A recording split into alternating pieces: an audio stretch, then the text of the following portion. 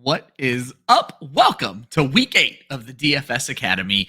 You know, week 7 was still very unkind to us. And at the very end of the Monday night game, we lose the best wide receiver in fantasy this season. And I continue to ask why we're even doing this. But we record this show on Thursday night, and week 8 is giving back after week 7 took away. Not only did the Rams get Cooper Kupp back, he just scored a touchdown as we're hitting record. They also got Puka Nacua back, who's the leading receiver in the game, at least for the Rams. So we are getting some back for what they're taking away. Maybe our luck is about to turn. And even if it's not, we'll just build some more DFS lineups. Let's get into it.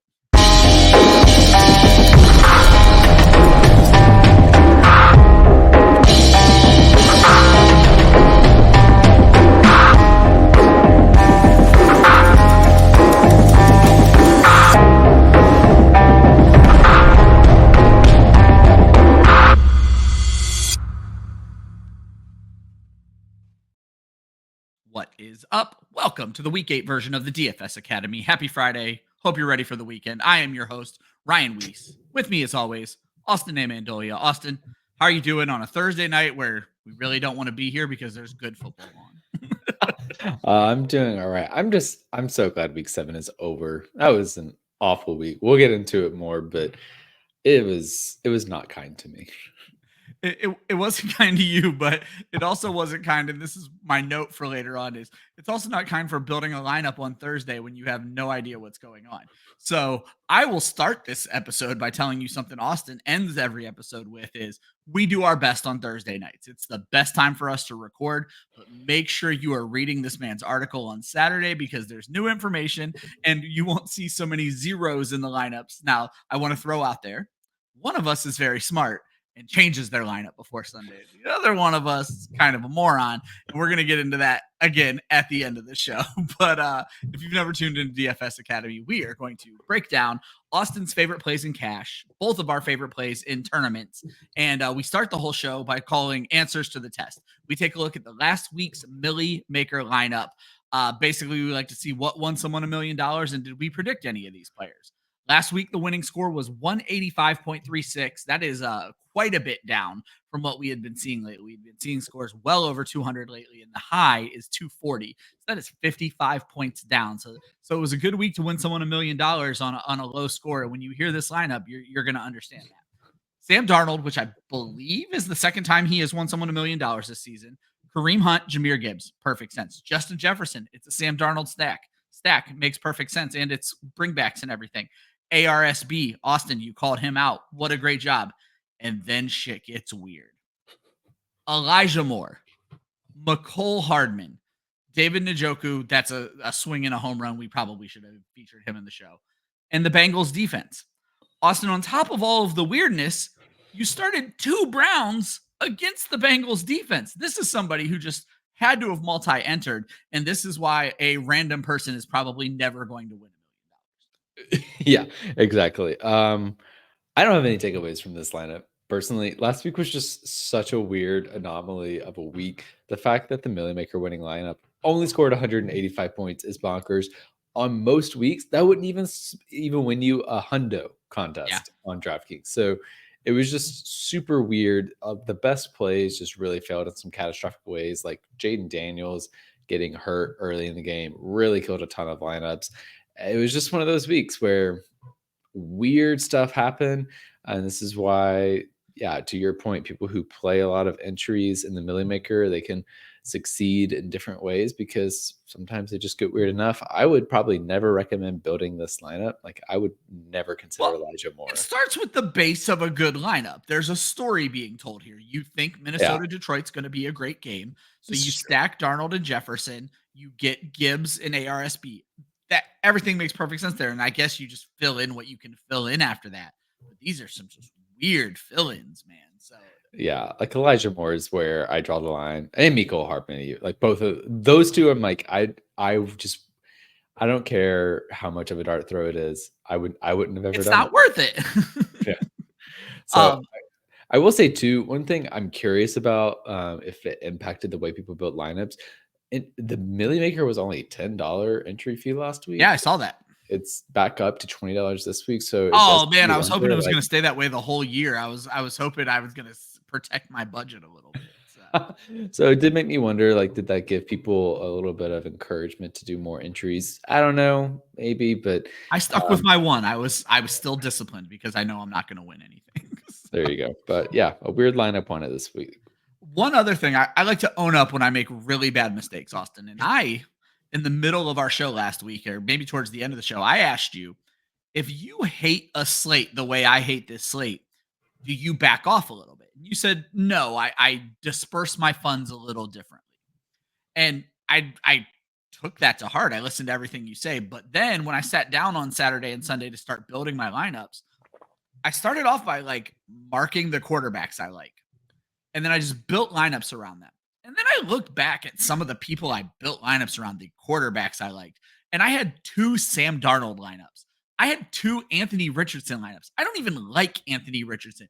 And so part of it is I feel like I get into this honeymoon phase, and it's almost like I need to limit how many lineups I'm building at a time, because I feel like I get into a vibe and I'm like, yeah, and then I'm going to do this one. And then all of a sudden I'm $80 in on a week where I don't even like, and it was my worst week of the season, Austin. I basically gave back all of my winnings.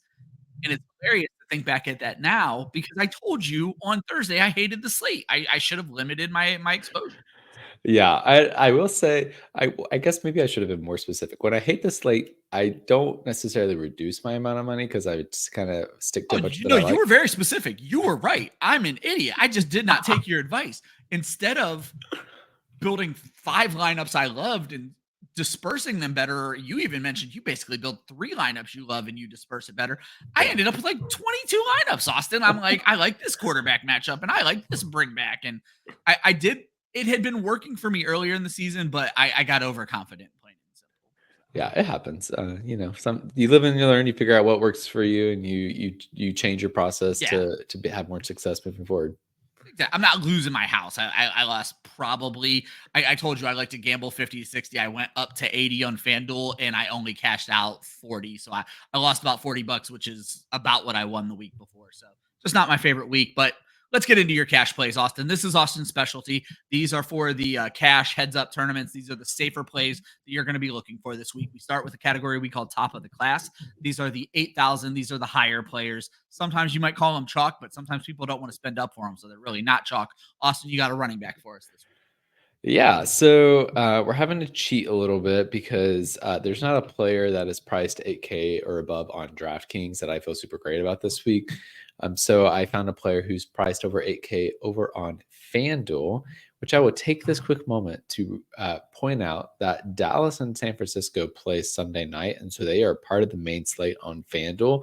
I almost picked one of those players for this segment, but because we kind of tailor this a little bit more to DraftKings, I decided not to. But just keep that in mind as you're building lineups on FanDuel. But Who were you looking at in that matchup? Was it Lamb? it was Jordan Mason. Oh, okay. Great lineup against a great matchup against Dallas that can't defend the run. Yeah. Instead, we're going with Joe Mixon, who is $7,700 on DraftKings. He's 9K on FanDuel. He's smashed every time he's been healthy. He's been averaging 20, 30 points a game when he's been healthy. The Indianapolis Colts have been allowing the 10th most points to the running back position since week 4. They are also, Houston is favored by 5 points, so they're expected to be ahead. So I expect them to just continue to run the ball. There's still no Nico Collins, so all the more reason that Joe Mixon should continue to feast. He's getting the volume. He's been efficient, been getting in the end zone. It's really everything you want in a cash running back. These FanDuel prices are giving me heartburn most of the week. Creating my rankings today, I was like, I always do DraftKings first because my brain naturally thinks PPR. And so I do my DraftKings first. And then, of course, when I move over to FanDuel, I have to include these Sunday night games now. And I'm just seeing these price increases. And I didn't think we live in a world, Austin, where Joe Mixon is priced the same as Derrick Henry and Saquon Barkley 2 weeks post injury. But he's just getting it done for Indy. Yeah, it's kind of wild. It does make for some interesting tournament plays over on FanDuel to kind of pick between those expensive running backs. But I think Joe Mixon, even on FanDuel, I feel like he's a really good play. Like if he's scoring 20 points on FanDuel as well, even at a 9K salary, I feel comfortable with that. And if he scores 2 touchdowns, like he's definitely going to be paying off his salary on both sides. Yeah, and I think he's going to be an interesting play. I think people saw what CJ Stroud did last week and are probably going to maybe fade that offense, but this is not the same team they faced last week, and I don't think you should be fading anybody against Indianapolis Colts. So. Yeah, Uh, exactly. yeah. Moving on, we're looking at the $6,000 to $8,000 players, and just so you're fully aware, Austin tries to give you enough here that you can build a lineup mostly with his plays, and almost always, if you take what he's giving you on this show plus the few things he adds in on Saturday morning, you'll be able to build a lineup with that. So, Austin, you have two players here in our band nerds section, $6,000 to $8,000 plays. Yeah. So first we'll start off with Kareem Hunt, which who knew we were going to be talking about Kareem Hunt so much in the year of our Lord 2024. He is $6,300 on DraftKings, pretty cheap. He is $8,100 on FanDuel. Definitely a scarier price over there. But affordable compared to some other people this week. So. Yeah, that's true. He's been getting ridiculous volume. I can't remember if we talked about him last week or not. But the fact that he just walked into 20 touches per game automatically in Kansas City is pretty astounding. And until that changes or he is priced above 7K on DraftKings, I think he's going to be cash viable. It's just been too good. And honestly, this is the type of style that Kansas City wants to run right now. They want to run the ball. They want to play good defense. And yeah, they also just so happen to have the best quarterback in the league, which is very nice for a team that is good at running the ball and is good at defense. So it's the volume, it's the offense. I feel like Kareem Hunt, like he's going to be consistently viable for scoring a touchdown, getting 100 rushing yards in a game, which is going to be all we need for a cash running back. Yeah, we did not talk about Hunt last week, but we've been picking on the Raiders for a while now, so I think that makes a lot of sense. And a name that this might be the first time we're mentioning him on the show. It's certainly the first time since week 1. Yes, it is definitely the first time since week 1. Tyreek Hill, and welcome back. Welcome back. Now, this is contingent on Tua Tagovailoa officially starting, which I don't think has been made official at the time that we're recording this. So just keep your eye out on that. But if Tua is playing, Tyreek Hill is 7K on DraftKings. That is stupid. They're like, we knew that Tua might be coming back this week, and DraftKings was like, I don't care. 7K. Somebody didn't do their job. He's $7,600 on FanDuel. Look, Tyreek Hill needs 21 points to pay off his salary on DraftKings. Get that on one play in DraftKings. Literally could. Literally can. Is there any more analysis that needs to be done for this? I mean, it's Tyreek Hill. So spoiler alert, Tyreek Hill is my favorite tournament play wide receiver as well. And Austin, I literally was just going to say, when else can you get him at 7K? Like, just smile and take the money at this point. I did notice my tournament plays this week are a little bit chalk, but the pricing on them, I think they have to be chalk. And we'll talk about that more into the tournament section. Let's move on to Bookworms. We're talking the $4,000 to $6,000 players. These are the core of your lineup. We say these are the underestimated guys at that price range, but they are sharp. So who do we got here, Austin? Yeah, well, I'm always nervous when I do this. I picked Kyle Pitts. I was going to say, when you use the term fantasy football and Kyle Pitts together, there's every right to be nervous. So. Yeah. And also, being an Atlanta Falcons fan, I've talked about this before. I try not to pick my players, A, to be impartial, but B, because it just feels like bad vibes. But he's $4,400 on DraftKings. And he's been getting a ton of targets, actually. He has 3 consecutive games with at least 10 DraftKings points. That's great for this price point. And he had like 8 or 9 targets the last time that Atlanta played Tampa Bay, which was only a few weeks ago. Also, Tampa Bay has been averaging 19.5 points allowed to the tight end position since week 4. Wow, pretty incredible. And there's no Jonnu Smith to take those touches from him. It's great.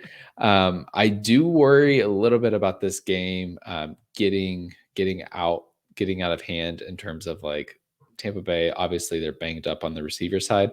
I think they can still compete a little bit in this game because Atlanta's secondary isn't that great. We've talked about that before. So maybe they keep it close, but there's definitely a world where Atlanta just rolls and then they run on Bijan, which is why he's a really good tournament play. Yeah. But I think Kyle Pitts, because of his salary, is definitely cash viable given the recent volume he's been getting. Yeah. If Atlanta didn't look as bad as they did at points last week. I would agree with you that they could roll. And there's every reason they're saying Bucky Irving's going to probably be out for Tampa Bay as well. So the hits just keep coming for Tampa Bay. So there's every reason Atlanta should roll in this one. We'll see if they're actually able to pull it off. So Yeah, we'll see. But on the receiver side, I have Romeo Dobbs, who is $5,700 on DraftKings, only $6,100 on FanDuel. I think it's a little bit because he's been a little bit of a PPR hog the past couple of weeks, but he's also a pretty prominent end zone target. So I am a little bit surprised by that FanDuel price, but effectively, like, this is one of the more friendly game environments on the slate. It's a 49-point over under, which is really surprising given the fact that the Jacksonville Jaguars are involved in this matchup. However, Green Bay is definitely favored in this matchup by 4 points. So they have a 26.5-point implied team total. Jacksonville has allowed the second most points to the receiver position since week 4. Christian Watson, I think, is still working through an injury, so he may or may not start in this game. Pay attention to that for the injury report. I think if Watson sits, that definitely makes Romeo Dobbs a better pick. Jaden Reed, I think it seems, I feel like he also had a questionable tag on him, but that's pretty much been pinned to his name the last few weeks, though. I assume he'll be in this game. He's a fine play as well. The reason I'm picking Dobbs instead of Jaden Reed in this case is just because of the salary and the way I built my lineup. And that's another thing about the way I pick players. I tend to pick players that I was able to fit into a full lineup. Yeah. And so I picked Dobbs for that reason. But I do think Jaden Reed is a good tournament play, as is Dontavian Wicks. But for cash, I think I would go to Dobbs because he seems to have the role right now. Yeah, I think Dobbs gives you the unique ability to be safe and get different, because if Watson is announced out, most players are going to pivot to Wicks pretty quickly because of what we saw him do a few weeks ago, but they forget what he did the very next week. Now, of course, Christian Watson was back the next week. But I think you're going to see a big pivot to Wicks, and there's certainly a world where Wicks, Dobbs, and even Jaden Reed all eat in this matchup. So yeah, for sure. And then, my goodness, we get to C's to get degrees. My favorite category, just because it was my college motto. It's the punt plays of the week. It's less than 4K. In Austin, it's a wide receiver. And even better, I know for a fact you had multiple options at wide receiver this week, but you picked one that I absolutely love in the new Tampa Bay wide receiving world.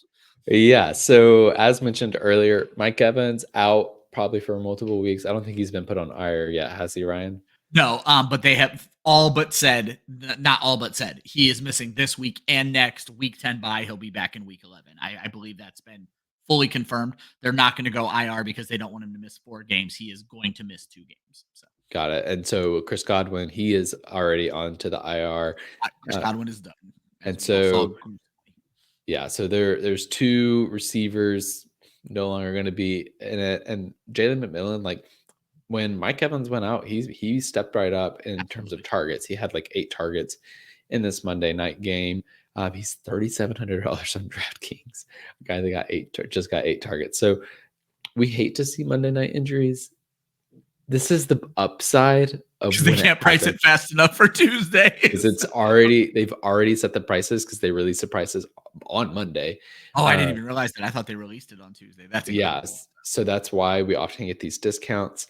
Obviously we don't pull for injuries. Just true advice in the future. When that happens, do look for the discounts on the backup players. I like multiple receivers and pass catchers on the Tampa Bay Buccaneers side because of the freed up targets. McMillan is just the best one because of the amount of volume and the consistent volume I think we will be likely to see because of the role he's taking on. Cade Otton is going to get a lot of attention this week. I think it makes sense, and it scares me because I have been burned by Cade Otton many times before. So I probably won't play Cade Otton and Jalen McMillan. I'll probably only play like one or the other. I might put Cade Otton in more tournament lineups for that purpose, just because every time I think he's going to get 7 targets, he gets 1. And that's just the luck I have with Cade Otton. I think it's a fine play, but I probably will stick to McMillan. My biggest concern, and spoiler alert, Cade Otton's going to be my tournament play of the week. Again, I'm kind of chalky, but my biggest concern is what Atlanta does right is safety play. And if they decide to high-low Kate Otten with Simmons and Jesse Bates, it's a big problem, and they may have the ability to do that in this game, at least in the first couple quarters, for Jalen McMillan to prove that he can do it.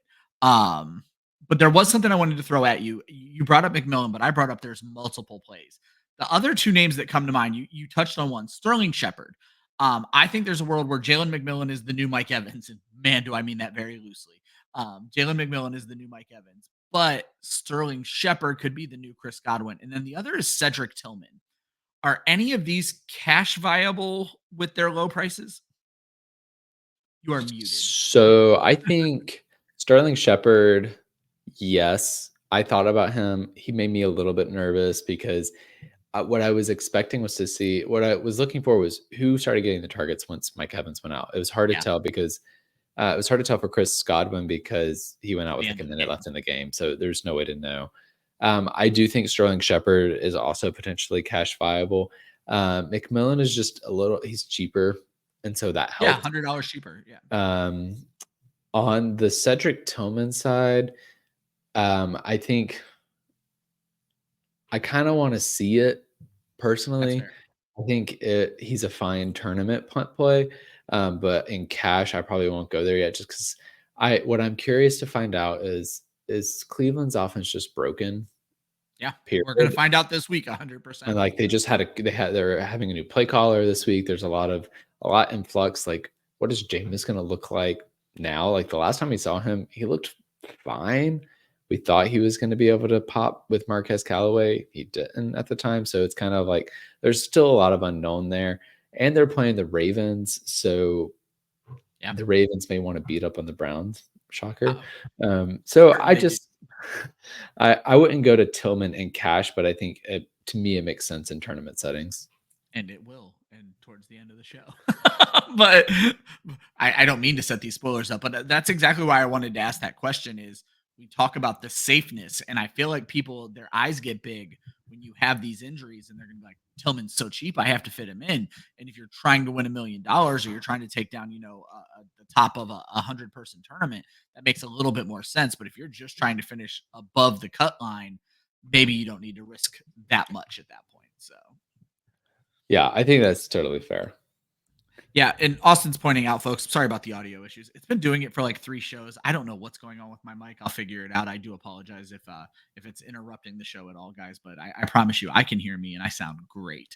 I forgot to mention at the top of the show, folks, we don't just talk DFS. You can also play with us as well. In the description of this video, you'll find links to tournaments on FanDuel and DraftKings. We do the main slate on FanDuel. We do every slate on DraftKings. We have the Thursday tournament going on right now. They're $2 tournaments. It's fun to get in and play. And if you win on the main slate, we announce your name at the end of the show. So make sure you check the links in the description of this video and in Austin's article that'll drop on Saturday. We are now moving over to the tournament talk, Austin, and it is time to discuss the quarterbacks that we are going to put out there if we're trying to win some bigger money. Yeah. So first I have Jalen Hurts, which this is the one that I feel really great about. And I can say boldly with my chest, like I'm like very into this play this week. Jalen Hurts is $7,500 on DraftKings, $8,600 on FanDuel. I actually like him on both sites because I think people, if they're paying up, they're probably going to go to someone like Lamar Jackson or Josh Allen. And B, I think the narrative around the Eagles right now is pretty rough. And so people are not going to be excited about playing this offense. However, this is the second week that A.J. Brown and Devontae Smith are back, which I think could benefit this offense overall. And it's a pretty decent matchup for Jalen Hurts. Cincinnati's not been performing well against opposing quarterbacks. They've allowed the 5th most points to the position since week 4. It's a pretty good game environment. The over-under is 48 points, which is actually the second highest total on the slate. The spread is only a 3-point difference. So again, really close there. The interesting thing is that Cincinnati is actually favored in this game, which I kind of surprised by. I would pick Philadelphia personally. So I just kind of see this as a comeback game for Jalen Hurts and the Philadelphia offense. And I think that he'll go pretty low rostered. Like I could see him being in the 5 to 8% rostered range, which would be pretty good for a tournament quarterback. Yeah, he's in that weird. He's like one of the lower priced of the elite quarterbacks, but he's still higher priced than the punt plays. And speaking of punt plays, Austin, you got a weird one for us at quarterback. So, what if I told you Bo Nix was a tournament option this week? Who's he playing again? The Carolina Panthers. There you go. I don't think you need much more convincing, but I'll certainly let you talk. Yeah, I mean, I was like looking around and I was like, I don't know, some of the expensive quarterbacks, they're in some tough situations and they haven't hit their ceiling recently. I was like, let's see, like, are there any interesting punt plays? I almost threw Bo Nix out for cash because I was like, Wow. he's averaging 15 points per game on DraftKings scoring. His salary is $5,600. And while I was at it, I was just like, actually, maybe we'll just throw him in on a tournament lineup and see what happens. $5,600 on DraftKings. It's really cheap. He's been running the ball too. So like he's been productive with his legs. He ran for like 70 yards last week. And I think not to spoil your tournament running back, Ryan, Oh, because I also love your tournament running back, but I think a lot of people are going to be in on I Javonte agree. Williams this week. Yep. And I think that like I don't mind stacking him with Bo Nix. I think that's totally fine. I also don't mind just playing Bo Nix and not Javonte Williams and getting leverage on everybody that's playing Javonte Williams. So, hey, Sam Darnold just won somebody $1 million. I feel like Bo Nix is like in an interesting location where he could potentially like have a good enough day where he scores 20 to 25 points and the salary savings allows you to pay up elsewhere and create a really good lineup that could actually win you a tournament. No, I think that makes a lot of sense. And you're absolutely right about Javonte Williams when we get to him about the chalk. There's a whole other reason where I felt like we had to talk about Javonte Williams on this show. So we'll talk about that in just a moment. For my quarterback, I'm going to go on Jordan Love. And this is another situation, Austin. I've been complaining about this for weeks now. So much more viable on DraftKings, 7,100 on DraftKings, 8,900 on FanDuel. And there's a $10,000 price difference for your lineup builder, but that's an $1,800 price difference. And it just makes him so much less fun over on FanDuel. But he does get Jacksonville, who has no defense. And Austin, this is my game theory thing that I'm starting to learn from you and other folks. Green Bay has the second highest implied total, but they have the closest spread of those in the implied total, which tells me the books are assuming they're going to probably throw in this game. And as you've pointed out, this is one of the higher over unders. Green Bay Jacksonville is a 49-point over under. So I like everything pointing Green Bay's way, and it's one of those situations where I don't even care which wide receiver you stack him with. You got Dobbs, you got Tucker Kraft, who's a good play this week. I want a piece of that, and the easiest way to get a piece of that is the quarterback, certainly on DraftKings. So Yeah, I think it's a really good way to get a piece of it. It also, like, you probably want to stack Jordan Love. I could almost see a world where you could play him naked. Like, if he yeah, throws 100%. 4 touchdowns and they go to 4 different pass catchers, maybe none of the pass catchers get Yeah, the there. stack might not be what made you the $1 million Jordan Love was. But So yeah, I would only do that in really large field settings. Like, if I was in a smaller tournament, I'd probably still stack, but it's intriguing. And I definitely looked at Jordan Love pretty hard this week. I also, if he weren't as expensive as he were on both sides, I would have considered him cash viable. yeah, it's so expensive on FanDuel right now. I'll get us started with running back then. So I do have Javonte Williams, and this is one of those things that I've learned from you and from our good friend Kira Wojtrowski and from Kelly in Phoenix. Sometimes it's worth eating the chalk. And when they're playing the Carolina Panthers, you eat the damn chalk. But Austin, that is not the only reason I got Javonte Williams on here. This is one of the anomalies that we love to talk about. And sometimes we'll say they're similar priced. Javonte Williams is 6,000 on both sites, Austin. There's a $10,000 budget difference. He's the same price. Somebody didn't do their job. And for the first time ever, it seems like FanDuel is the one that screwed up this time. So, Yeah, I definitely think he's a really good player on FanDuel and on both sides, even. I also am interested in Javonte Williams for cash this week. So he is going to be chalky. But here's the thing that I think is interesting about starting your lineup with him. He is weirdly in the 4 o'clock window. I guess because the game is maybe the game is in Denver. I don't know. I don't really it understand is in whether. Denver. Okay, that helps. I was like, I don't understand why the NFL was like 2 weeks in a row. Let's put Carolina in the 4 o'clock window, whatever. But because he's in the 4 o'clock window, that opens up the opportunity to late swap. And so, not that I think you necessarily should, but what you need to do is as you're going into the 4 o'clock games, if you're look at your tournament lineups that have Javonte Williams in them and you're doing really well and you're towards the top of the board, leave Javonte Williams in. Yeah, you because definitely eat the chalk in that situation. Eat the chalk because nobody will catch you. They'll all have the same play. If you are, I don't know, not doing super great, maybe you're close to the top of the board, but you want to like really hit your ceiling, maybe you consider it a swap and you go to somebody else. Particularly if you're not cashing. That's where it's more vital, where you say, okay, look, Javonte Williams, like everybody's going to have him. So him popping off is not going to help. I'm already out, and I'm going to have the same player as everybody else. So. Right. And so you'll either stay where you are, or you pivot to somebody who potentially has more upside. And then maybe it helps you end up cashing because other folks aren't in on that player. Yeah, I think it makes a lot of sense. And then as we pivot to your running back, somehow similarly priced to actually, hold on. I think you have your prices wrong here. You do. I do have my price wrong. Okay. I was like, holy crap, he's only $6,000. And I just looked at the DraftKings. So Breece Hall, would be not similarly priced, but still an equally good play. Yeah, that would be an incredible price. No, yeah, I freaked out for a second. So I went to go look at my own rankings because I'm like, did I notice this? But that explains it. Yeah, did I just screw up? No, Breece Hall is not $6K on DraftKings. He is $7,300 on DraftKings, $7,900 on FanDuel. I think Breece Hall is going a little bit overlooked because, similar to the issues with the Philadelphia Eagles, the New York Jets, the narrative around that organization is bad. Yeah, they're 2-5, but he's had 2 really good weeks after stumbling for many weeks.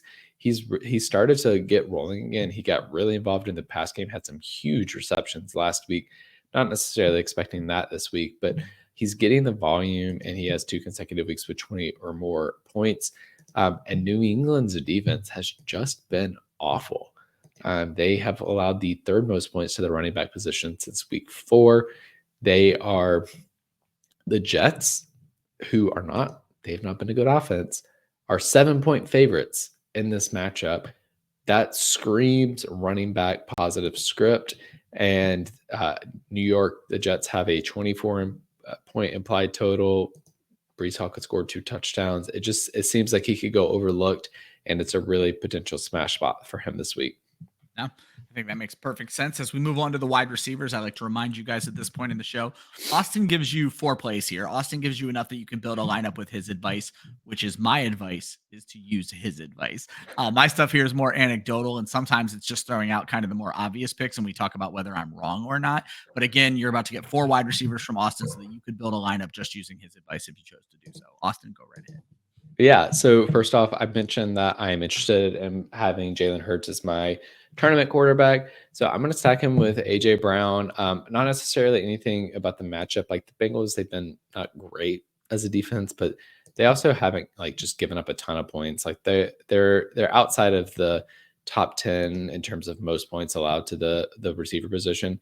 They're in 12th. So like they've been giving up points, but not anything astronomical. It's really just me saying like, I want to bet on Jalen Hurts and AJ Brown to have a bounce back this week. And I think that those 2 are going to go overlooked. And AJ Brown, I feel like just has the bigger potential to catch 10 catches for 100 yards and 2 touchdowns than Devontae Smith does. I think picking Devontae Smith is totally fine. And honestly, probably makes your salary situation easier because we're going to have to punt a few places to make this work. But I really like AJ Brown, and I'm betting on a bounce back. We referenced the Tampa Bay team earlier in that matchup. We referenced the fact that Jalen McMillan is a great cash play. I'm really intrigued by Trey Palmer as a tournament play because he's the cheapest of the receivers that are likely to get some more run. He's $3,500 on DraftKings. He's as cheap as it gets on FanDuel. He's 4K. It's kind of wild, the receivers that are priced above him on FanDuel. The reason I like Trey Palmer, he's a really great route runner, and he's got ridiculous speed. He could be a really big down the field threat. He might be the guy that starts taking the top off of the defense in place of Mike Evans. He's not necessarily a big contested catch guy, but he's a finesse and speed dude, which I like a lot. A couple of other options. It's funny. I had been thinking a few weeks ago, one of these weeks, there's going to be a week where Cleveland finally figures it out enough that Amari Cooper wins somebody $1 million. And I was waiting to figure out when that was going to happen. I was never going to say, oh, you should start Deshaun Watson. I was going to say, you should start Amari Cooper this week. Yeah. Well, that week came, he's just on a different team.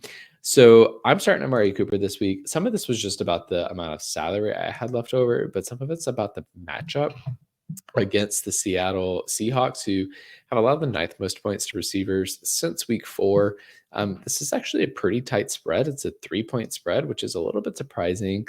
But we saw what the Seahawks can do. Like, they can put up points, and Geno Smith has been playing really well at times this year. And so if Geno Smith is on, he's going to push the Buffalo Bills to have to pass to stay involved in this game. And Cooper got 4 catches in his first game there. I only see that role increasing as he continues to build the relationship with Josh Allen. So I feel great for the spot for him. And then my last receiver, I mentioned Bo Nix, but even if I'm not playing Bo Nix in my quarterback spot, I'm very intrigued by Troy Franklin, who is $4,100 on DraftKings, $5,300 on FanDuel. Similar reasons as I was interested in Bo Nix, and why Javonte Williams is a great option is this is a really bad Carolina defense. They are one of the worst in the leagues, and Troy Franklin is starting to get kind of a decent role in this offense. He scored a touchdown 2 weeks ago, and last week he caught 5 catches. He has 2 consecutive weeks with at least 10 DraftKings points. And for me, this is also about just a salary move. Like, this is my way to get AJ Brown and Jalen Hurts, and I'm hoping that those two combine for 60 or 70 points in my lineup. And then Breece Hall gets me another 30. Like, if I could get 100 points from those 3 players, and Troy Franklin allowed me to do that, that's great. I also think there's a chance that Troy Franklin scores 15, 20 points himself because of the role that he's emerging in this offense.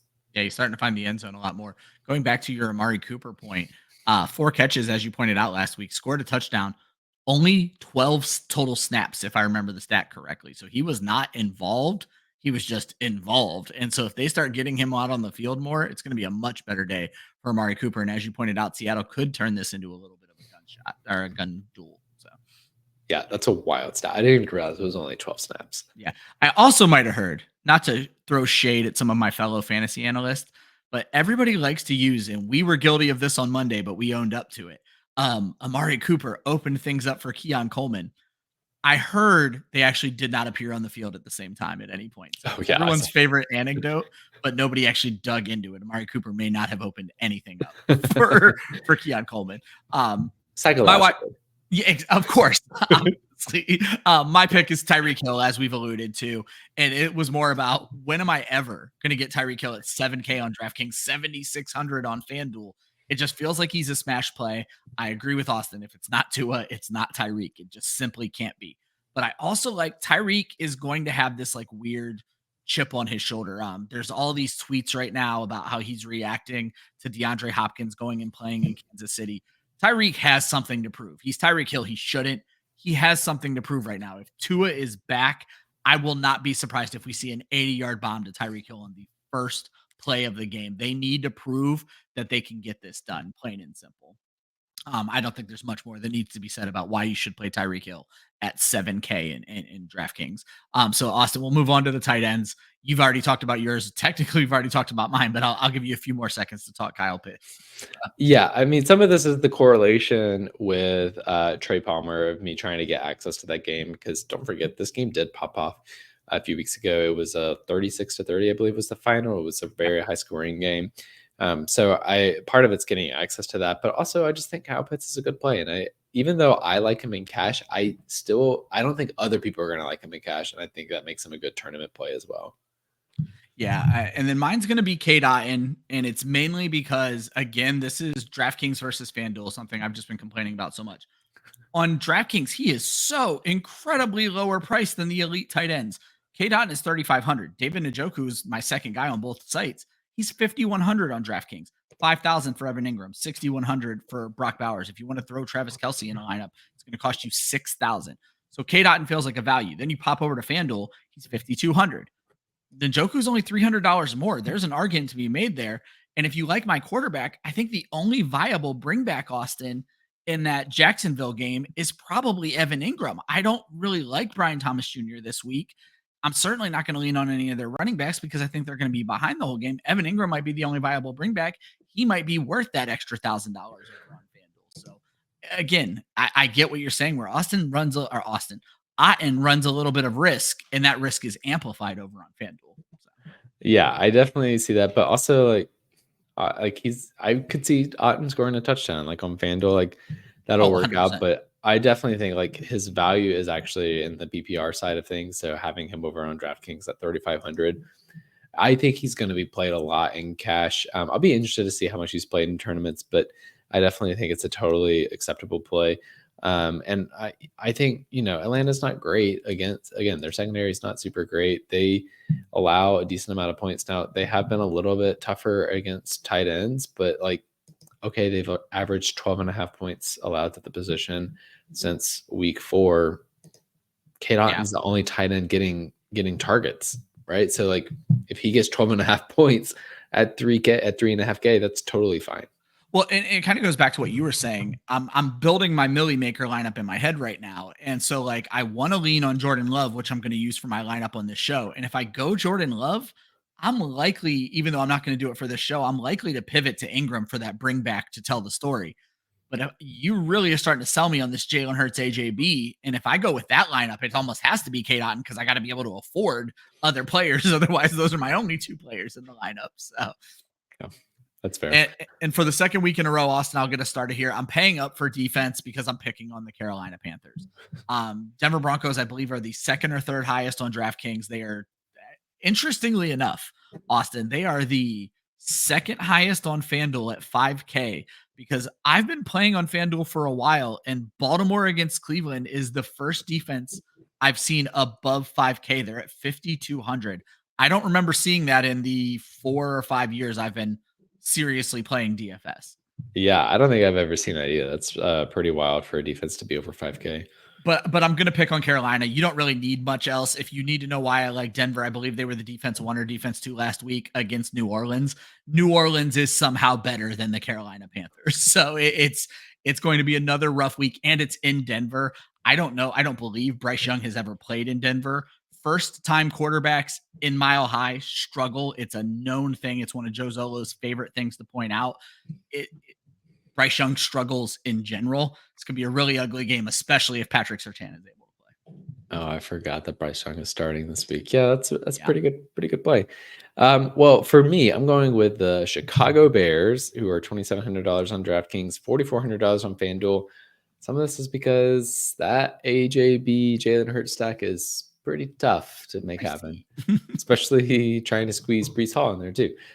So I had to get creative at defense and lots of other positions too, to be honest. But they're playing the Washington Commanders.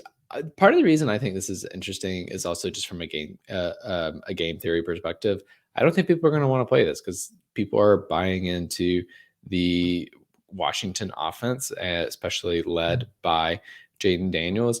If Jaden Daniels for some reason sits this week, by the way, I definitely love this play. I would pivot to the Bears if I knew Jaden Daniels was against Marcus Mariota. I might have to pivot away from the Bears because they'd be very because it's going to be too chalk. Yeah. But no, I'd actually probably still play them. But even if Jaden Daniels plays, I'm still intrigued by it. The over under is down at 43.5, which I'm kind of surprised by. Yep. It opened at 45.5 and it's been bet down from that. So there's some interesting trends happening already in the betting markets on this matchup. The Bears, they've also just been a good defense. They're hard to run on and they pressure a lot.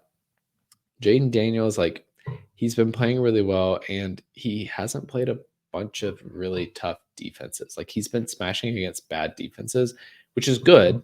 We want him to do that. We want players to do that. That's how we know that they're competent and that they deserve to be in the NFL. I'm not trying to take anything away from Jaden Daniels. And this is a new test, and I'll be interested to see how he handles it. And the Bears could be one of the first defenses that really push Jaden Daniels to deal with pressure in a new way. Yeah, I think it's such an excellent point, and that's something I've been really working into my fantasy analysis this season. The good defenses are playing well despite the offense across from them. There have been times where you didn't want to play Minnesota or Green Bay, and they're top 5 defenses, and you should have just leaned on them. And I think Chicago is in a similar situation. They've had a week off already, but they're still like third in takeaways and one of the better teams when it comes to sacking the quarterback. I think it's an excellent point. And even if Daniels plays, if he's nursing those ribs, that could lead to the Bears being able to get after him a little bit more. So Yeah, I think it's a great play. I too. And they are Yeah. coming off of their bye week this week. So Yeah. So, even so you all hope the they're plays. prepared at the very least. And they're cheap. Let's never forget that. They're $1,000 less than the Denver Broncos. So, all right, folks, we end this show with me and Austin going head to head. And again, you don't always build lineups on Thursday. This is me and Austin bragging rights, fun, poking fun at each other, basically putting into practice what we've told you on this show. But as I mentioned, some of us are pretty smart, Austin, and will change his lineup before Sunday. Austin got beat by me last week, 75-70. Yes, those were our scores for full lineups because you don't build lineups on Thursday. But Austin, you scored like 140 or something in the actual tournament for Club Fantasy, whereas I actually scored 68 and got worse because I changed my lineup the wrong way and had one of the worst weeks I've ever had. So things did not go well for Ryan. They went much better for Austin. So again, this part of the show is anecdotal. It's why I have 5 wins against Austin on the season. Believe me, Austin is doing far better than me in DFS. But we're each going to announce a lineup here. Austin, again, all of mine came from the show except for 2. I'll mention the 2 that we didn't mention. So Jordan Love, Javonte Williams, Jahmyr Gibbs. Jahmyr Gibbs was a player we didn't mention. Love the game script here. They are heavy favorites. David Montgomery is going to be nursing a little bit of an injury, and I honestly think we're starting to see Jahmyr Gibbs take over that offense the way we've always wanted him to. Tyreek Hill, Jaden Reed is my stack with Jordan Love. I did not work the bring back into this lineup, but I did go 4 wide receivers. So Cedric Tillman, the gentleman I mentioned who is taking over the Amari Cooper role for Cleveland. And then I wanted a piece of that Chicago offense, Austin, because I do like that Chicago offense a lot. And the only one that fit into my lineup, well, it's more, I guess, happy circumstance. When I got down to how much money I had left, Roma Dunze was staring me in the face. So Roma Dunze has been quiet. He's had one good week this season. I'm hoping this is going to be the second one. And then K. Dotton and the Denver Broncos. There you go. So I also got some access to the Chicago Bears offense in my lineup. This is my first run at a cash lineup this week. If I lose this week, just throwing that out there, I'm going to start just playing my tournament lineups. There you go. Just get real weird with it. So, it may not be what you hear in the show, guys. So. This is my first run at a cash lineup. So I have Caleb Williams as my quarterback at 6K. Coming off a bye week, I am going with a 3 running back build in cash this week. I've got Joe Mixon at 7,700, Kareem Hunt at 6,300, and Javonte Williams at 6K. Either Javonte Williams or Kareem Hunt will be in my flex because they are in the 4:00 games, and that allows me flexibility to pivot later on. My receivers, Tyreek Hill at 7K, Romeo Dobbs at 5,700, and then Jalen McMillan at 3,700. My tight end, talked about him earlier, is Kyle Pitts. And then my cash defense, in part because they were the ones that I could squeeze in, were the Green Bay Packers, who were facing the Jacksonville Jaguars at 3,200. There you go. So we don't really talk about these lineups because it's more about fun, but you're comfortable not stacking Caleb Williams. I feel like this is very similar to what we talked about with Jordan Love, where Caleb Williams could throw 4 different touchdowns to 4 different receivers, Cole Kmet, Roma Dunze, DJ Moore, and Keenan Allen, and where the receivers themselves may not be the winner, Caleb Williams is the big winner.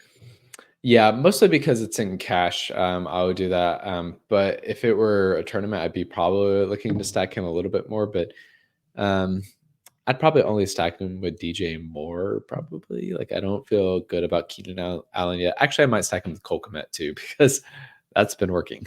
So I forgot you had mentioned Pitts for both of your lineups. I thought you were going to go Kmet for the stack when we got there, because that has certainly been working. And as I mentioned at the top of the show, guys, you can play DFS with us on DraftKings and FanDuel. Last week, Austin takes down the DraftKings contest. I overblew your score a little bit. You got up to 120, but still you added 40 points from your Thursday lineup. So Austin takes down. That is your 6th win all time with us on DraftKings. And on FanDuel, Jay Malalaga, who has been playing with us from the beginning of this show, it is his 3rd win of this season and actually scored more points on FanDuel than Austin did on DraftKings, 128-78. So again, not the best week ever. But congratulations to Jay. Austin, congratulations. 2 weeks ago, I think you took down both tournaments. So you're on a bit of a hot streak, even when you're not loving your lineups necessarily. Yeah, I've had a much better tournament year, weirdly enough, than cash year. I still feel good about my cash process, but the tournaments have been. I've definitely improved my tournament process this year, and I credit this show to it, honestly. Perfect. I love it. All right, Austin. As always, let everybody know what DFS stuff you always have cooking up here at Club Fantasy. Yeah, so you can catch me here every Friday for this DFS Academy show. We talk cash and tournaments. Make sure you catch the Thursday night Showdown episodes that Josh Hudson and I put on. You can go watch them and see how well we predicted this game. Spoiler alert, not very well. I thought that the Vikings were gonna run away with it. They have not done so yet. But you can catch that every Thursday. We break down that Thursday night Showdown slate. You can also play that Thursday night Showdown slate with us. And then every Saturday, you can get my cash game article at clubfantasyffl.com. It's the most up-to-date information you'll get from me on the cash game side of things, because I write that on Friday, and a lot of the injury reports and designations have been made official by that point. There you go. And we don't just cover DFS here at Club Fantasy. We cover all aspects of fantasy football, dynasty, DFS, redraft, specifically with redraft. Every Saturday morning, we go live from 11 to 12. It is start, sit, different day. All we do is answer your start, sit questions. There's no show sheet. There's no agenda. We just answer questions for you for an hour straight. Great guest on that show. And then I haven't pointed this out in a while. Make sure you hit the subscribe button on YouTube, but also follow Club Fantasy over on Twitter. We started doing something recently where every Sunday morning, we start a thread where you guys just ask start sit questions and we tag our writers, and we spend the whole morning when we're not setting our own lineups answering your lineup questions. So we are truly here to help you guys get better at fantasy football. Make sure you guys are looking out for Austin's article. Thanks for riding with us. I hope you have a great weekend. Good luck in your lineup building.